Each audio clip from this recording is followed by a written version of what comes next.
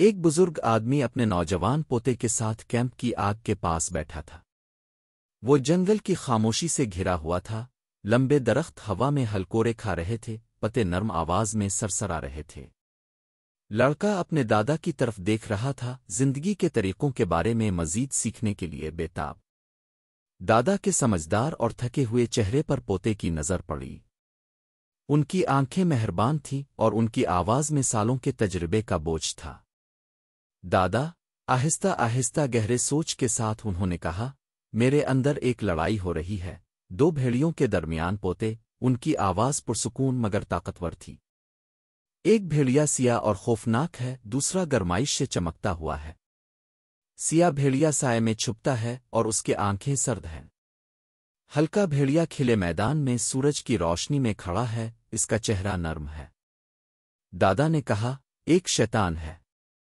وہ غصہ، حسد، غم، لالچ، گھمنڈ، خود ترسی، نفرت، کمزوری، جھوٹی شان، برتری اور انا ہے۔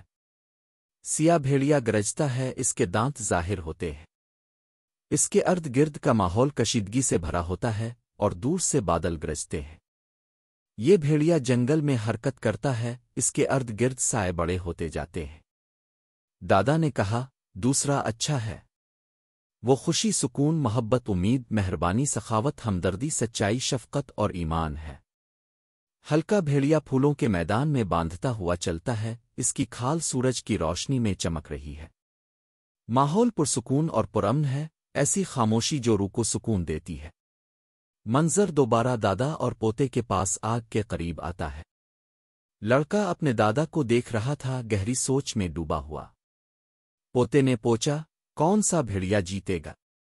دادا نرمی سے مسکراتے ہیں، ان کی آنکھوں میں حکمت بھری ہوتی ہے۔